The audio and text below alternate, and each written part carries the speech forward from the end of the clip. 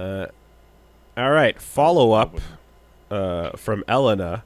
Dear Pat and Pat's friend. Elena here. First, I want to apologize if I caught an uptick in mean-spirited emails from people trying to be funny. They don't understand it's only funny when I do it. That's good. I like that. Second, I didn't hate Woolie's habits. I'm just being honest. There's not enough time in the day to get through all the franchises we've never touched. But sure, Woolie, maybe you'll get to Fire Emblem someday. Just like someday you'll watch all the anime from the list you made when you were 19. Unironically, I think it's a good habit to collect random talking points, though. So that ties into the trivia I'll share today for the hit show Jeopardy. I mean, you can feel it. You can feel the aura. It's so menacing.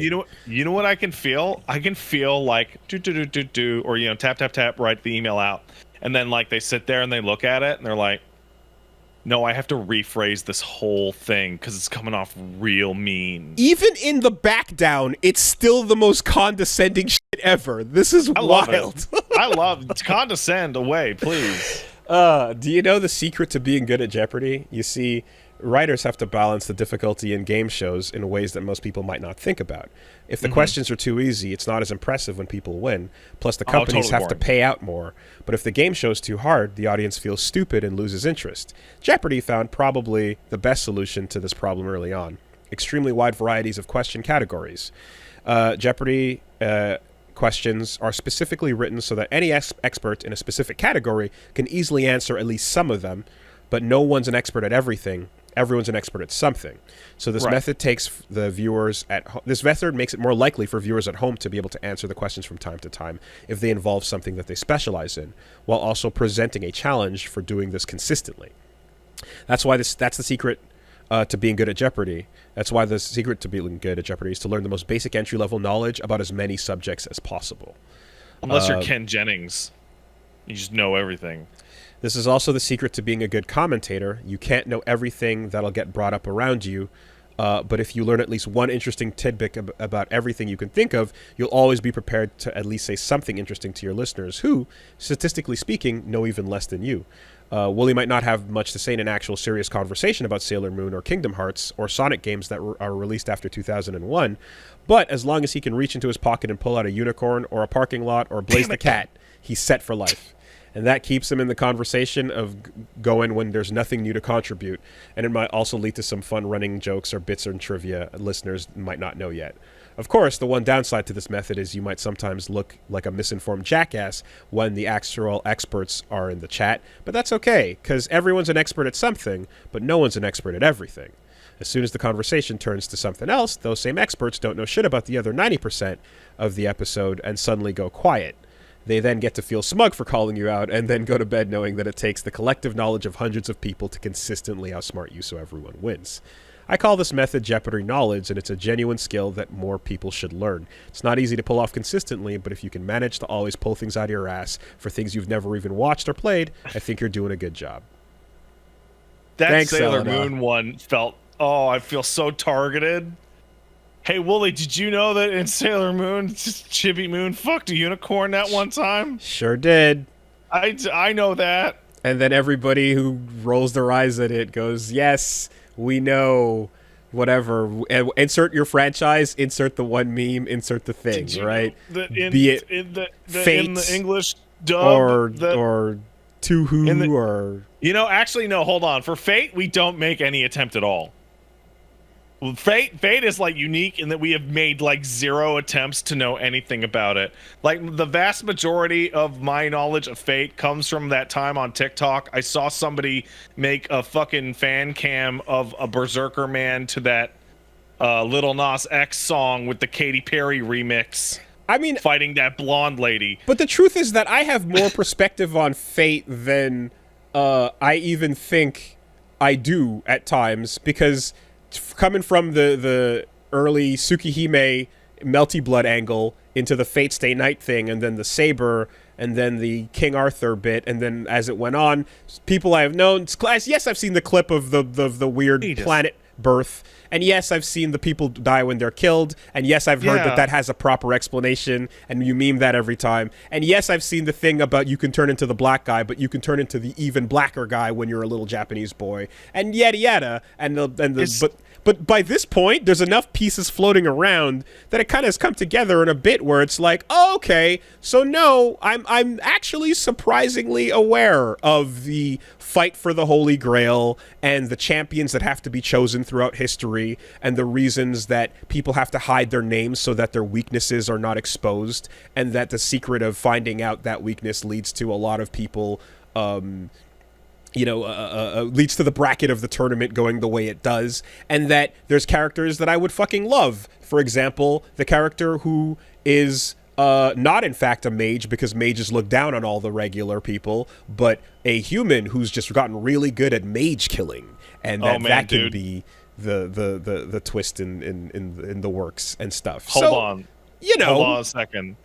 Is Fate the one where the guy holds up that fish and then says he's gonna fuck the fish, and then I bring that up and everyone tells me that's not real, and then I go, that sucks, because that seems really funny?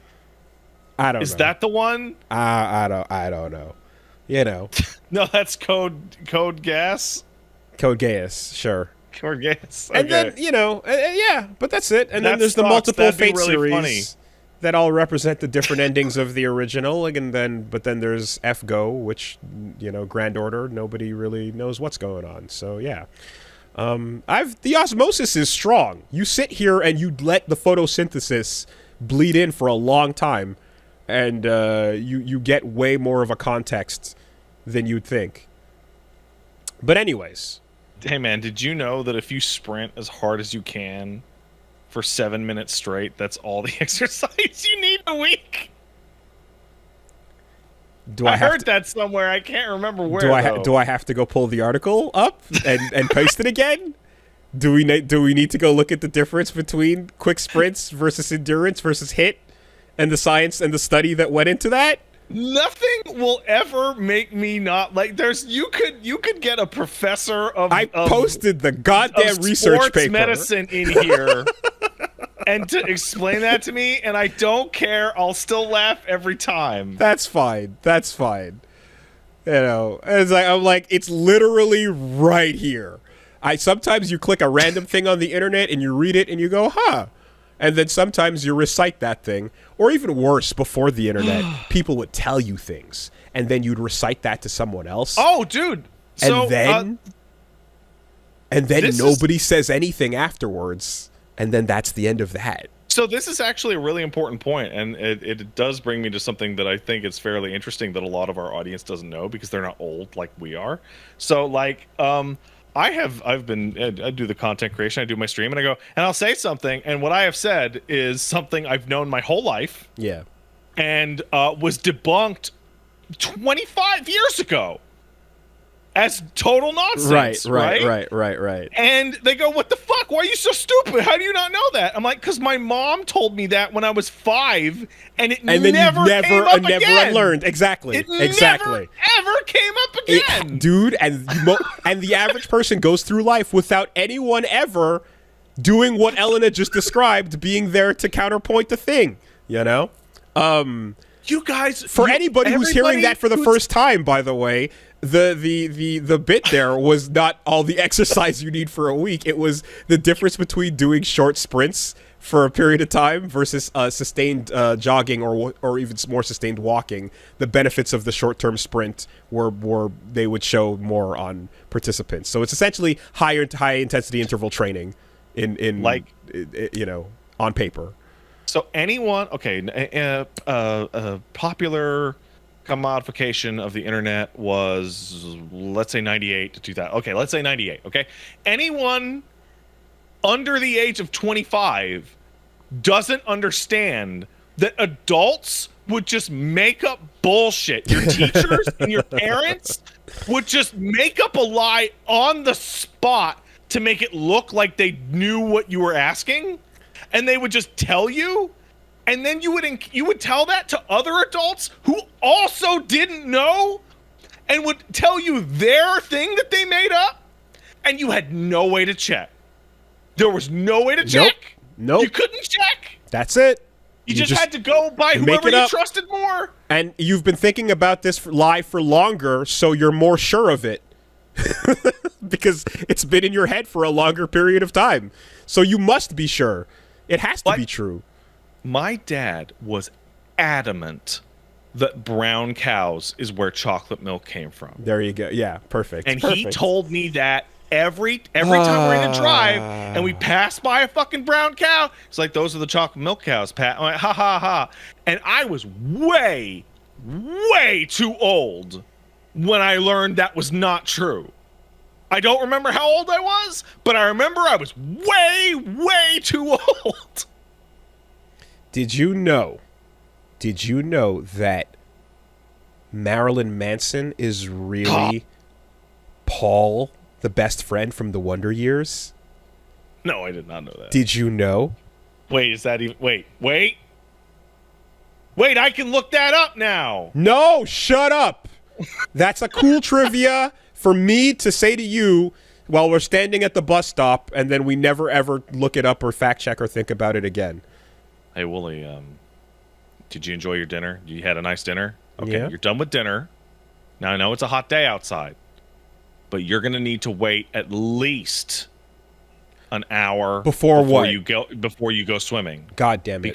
Because if you don't, you're going to get cramps and your legs aren't going to work and you could drown. So stay out. Stay out of the swimming pool. Stay out of the you don't go to your friend's place. Don't know. Yeah. And like I was like 28 when I just happened to be like, oh, that's just complete bullshit. That has no basis in reality at all. I mean, something I brought up not too long ago, and then there was a Slopstream clip about it, was like, so it is hard confirmed that when you turn the light on in the car when someone's driving, we will die. This is a lethal move. And it's against the law, too. The cops will stop you if the light's on in the car.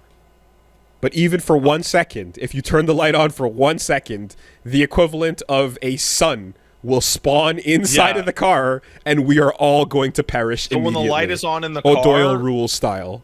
You can't see out of the car, and mom or dad will just crash the car immediately, and you'll die. So don't turn the light on. Yeah. It's a flashbang. You hit that button, you flashbang the car. I mean, yeah, it's fucking crazy how this shit happens, and it's fucking crazier. I've said it many times, what it does to your confidence in anything you ever say to immediately get fact-checked on it. I remember the exact, the time when I came back in, and I want to say it was mid-Bloodborne, where I went, I think I'm going to have to qualify any little thing trivia knowledge I ever quote. That was absolutely middle Bloodborne. Yes. Yeah, I think I'm going to have to qualify it with as far as I've heard, or someone once told me this, but I'm not sure. It's I'm going to have to add so many, just because before that was just me doing what normal people do, which is just, oh yeah, did you know that this? And then I was talking to Paige about this yesterday, and I was like, there's a moment in your life. Everybody has a moment, and it's with each big adult in your family or your circle that you pass a threshold in which you're like, I can no longer unqualified trust their statements of the world at face value. Because you're like overwhelmed with like, oh, my mom is completely full of shit. Right. About that, right? So it's usually your mom, right? I remember being like 7 or 8, and my mom was showing me how the dishwasher worked. And she opened up the dishwasher, and she took the dishwasher tab, and she put it in the little box, and then was like, remember, don't close it, because if you close the little box for the dishwasher tab, the soap can't get out. And then she closed it, and the tab fell to the bottom of the fucking dishwasher.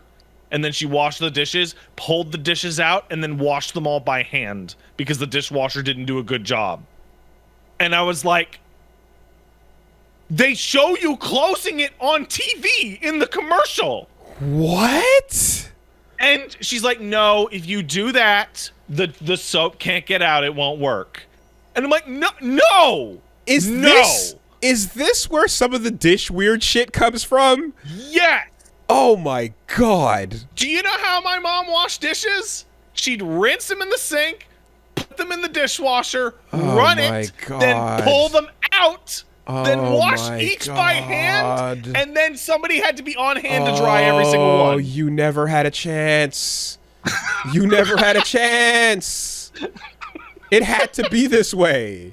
This was the only way it would end up. Oh, wow. Okay. Yeah. And I remember being like a 7-year-old and be like, no, you are wrong. You are wrong about this. I didn't have the mentality to understand the phrase, you are completely full of shit, Mom. You're super wrong. But she was. And I remember when I moved out and and ran into a dishwasher, every time I washed the dishes for like 10 years after that, whoever was around me, I'd go, you're supposed to close the bar with the soap, right? And everyone would look at me like, yeah, no shit, dumbass. Jesus Christ. Why wouldn't you?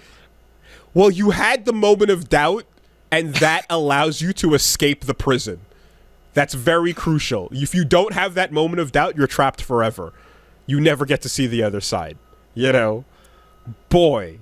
Yes. My dad does the dishes now. Okay, fair. What my mom and dad are older now, and they're by themselves.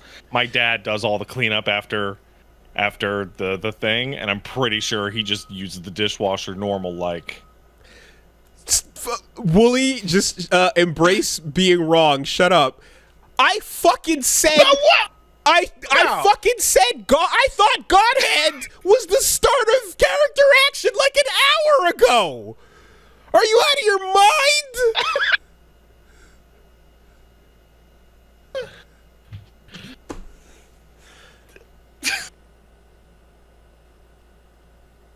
We got one coming in from Dirtiest Bag.